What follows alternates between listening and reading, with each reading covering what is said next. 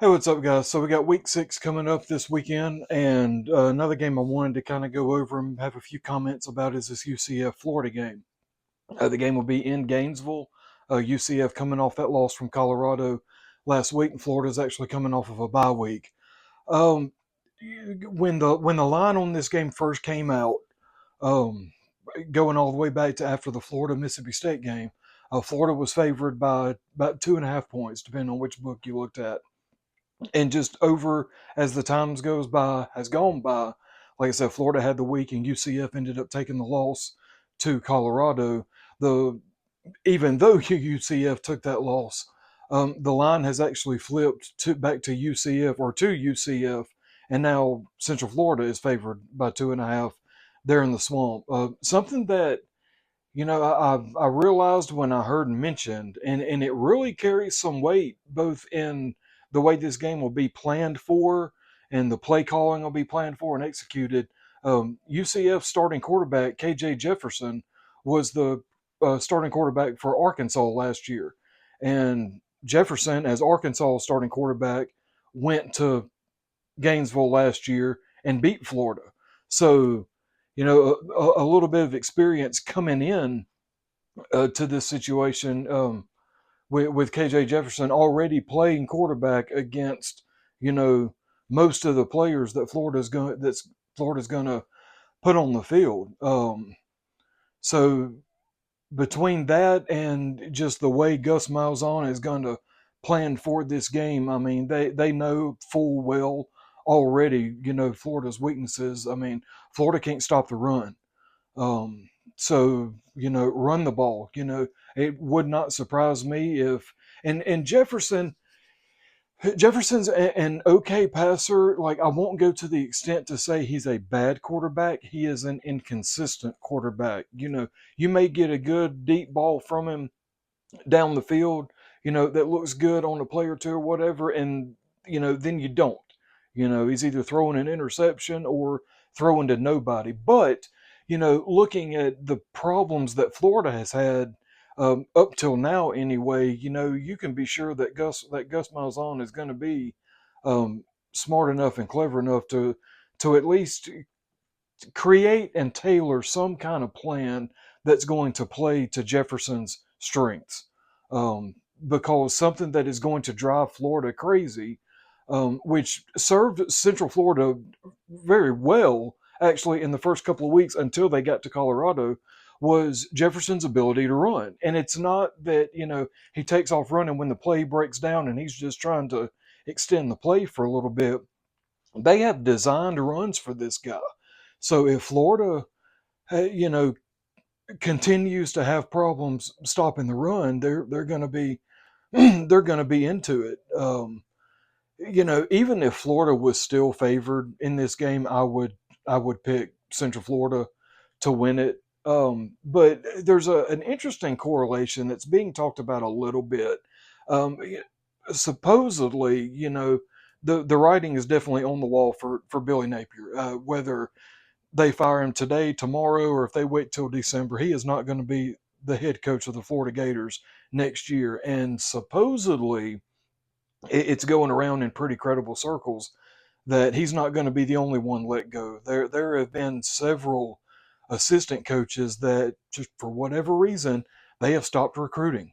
They have stopped going on these little, recruiting trips and talking to recruits. So, the word out of Gainesville from people who know what they're talking about is that Napier's not going to be the only one let go at the end of the year. But you can almost expect that, because whether they went ahead and fired a bunch of the assistants or not, whoever the new coach coming in, he's just going to fire whoever they don't. Because the new guy's going to want to bring in his own people, set up his own shop, as it will, and kind of get it going. But here's the interesting correlation. One of the names at the top of the list of coaches of who might be the next one in Florida has been Lane Kiffin, there at Ole Miss. And another game worth mentioning, Ole Miss travels to Columbia to play South Carolina. Ole Miss is coming off a really bad looking, ugly looking loss to Kentucky. And, you roll all of this, into this. South Carolina went to Kentucky several weeks ago and just land blasted them. I mean, they played Kentucky like Kentucky didn't even show up. Then Kentucky turns around, beats Ole Miss. Now Ole Miss is going to South Carolina, so they're making a pretty interesting circle. Again, South Carolina, their only loss is to LSU on that game day they had in Columbia several weeks ago. Ole Miss is a 9-point favorite. Hey, you know what? Ole Miss might win this game. 9 points is a lot.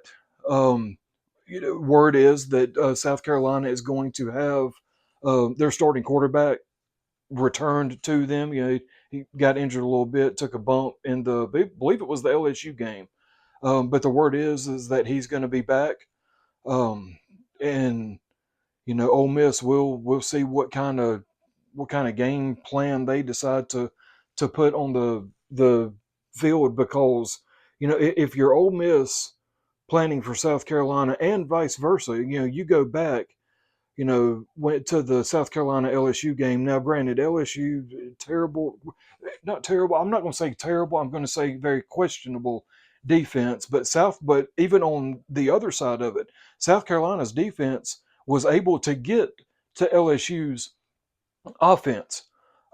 So will South Carolina be able to get to Ole Miss's offense? Because Ole Miss is going to go in there with a game plan. Every team does, but the interesting thing in this game is going to be, how is Ole Miss going to respond when that game plan gets slapped a little bit? If South Carolina defensively is able to pressure Jackson Dart and kind of disrupt a lot of the Ole Miss offensive game plan, how is that going to work out? Ole Miss, um, their playoff situation is in a little bit of a question right now, because right now they're fine. They're still in it with one loss, even though that loss to Kentucky to the committee is going to look really bad.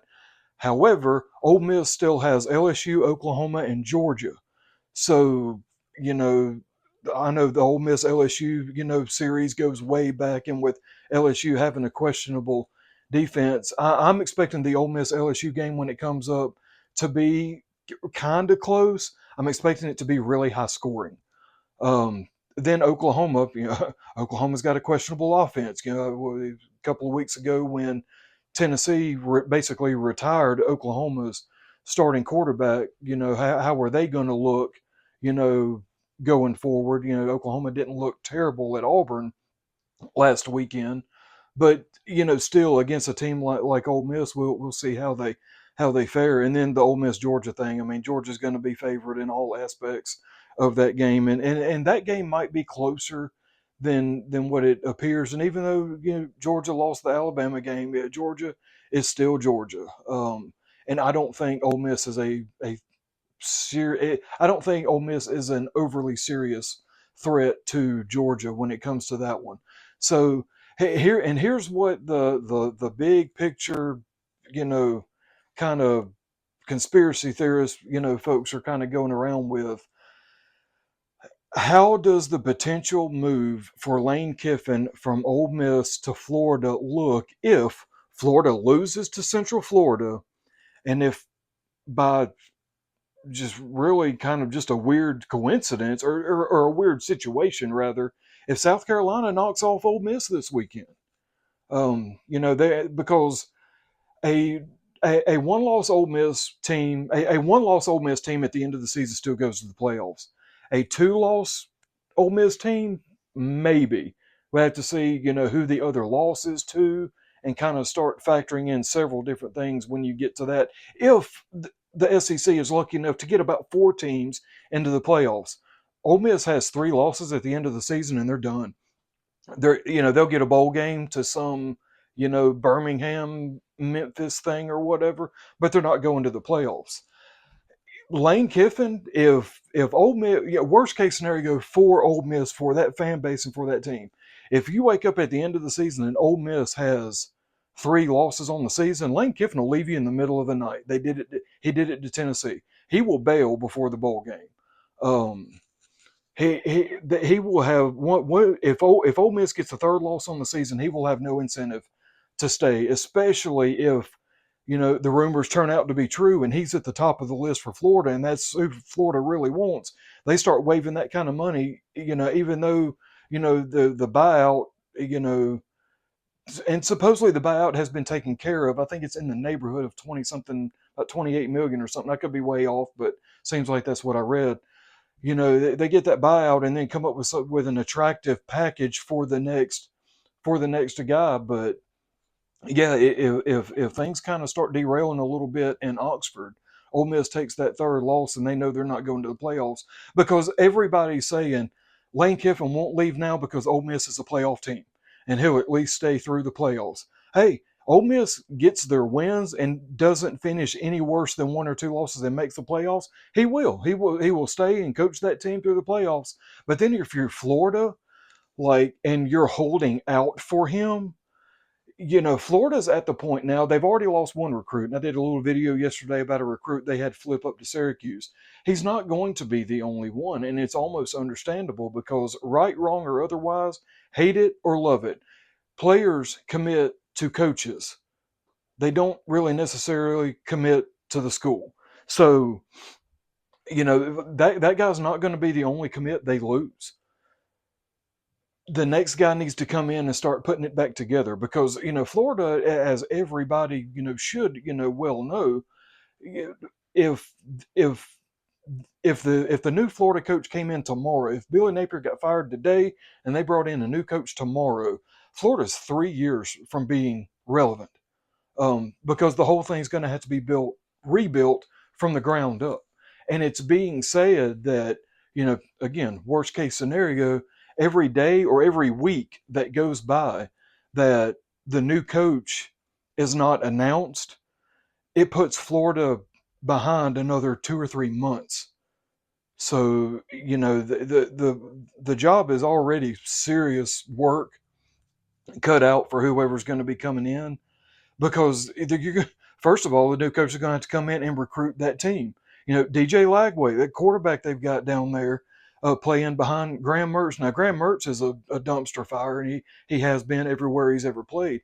But Lagway's good, and I'm in the camp that's worried about Florida ruining that guy.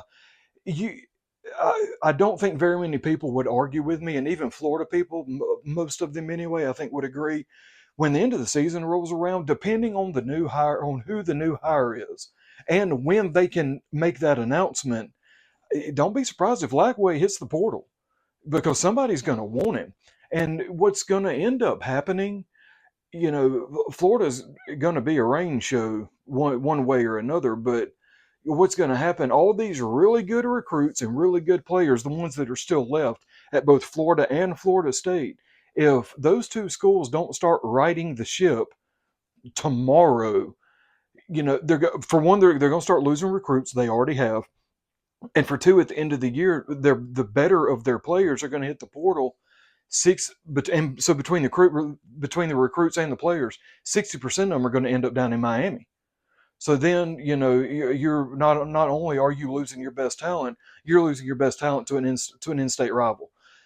But we'll see what happens this weekend. Like I said, Florida has basically lost their favorability in the Central Florida game, and now UCF is favored by 2.5. And that game really might turn into a knife fight. We'll just see. Like I said, UCF definitely has the advantage with KJ Jefferson at quarterback, because in very recent memory, KJ Jefferson has taken a team in there and beaten Florida as quarterback. So we'll see. And I think Ole Miss South Carolina is probably going to be one of the sneakier good games of the week. I think it's very possible. Watch the first possession of that game. If Ole Miss gets the ball to start the game, watch Ole Miss's first possession. If Ole Miss scores a touchdown on this is my crazy kind of way out there prediction on the Ole Miss South Carolina game. If Ole Miss scores a touchdown on their first possession, I'm not saying it's going to be a blowout, but it's going to be pretty close to it. If South Carolina gets a stop against Ole Miss on Ole Miss's first offensive possession, it's going to be a little closer, and that's going to favor South Carolina a little more. Again, I'm picking Ole Miss to win the game. 9 points, I'm not necessarily picking them to cover. A field goal or a touchdown lead, maybe a 4 point lead, a 24-21 or a 28-21 or something like that. Maybe I don't think it'll be as a low a scoring as like a 21, 17 or 18. But if either one of Ole Miss or South Carolina scores up into the 30s, that team's probably going to win. Now, if both of them get up into the 30s, obviously, both of their defenses fell apart, and it's still a close game, like I'm predicting. So, really good game. And obviously, both of these teams still have great games coming up, but really good game to watch for. Those are going to be fun to watch. But just the whole dynamic of what's building around the whole coaching fiasco at Florida and Lane Kiffin.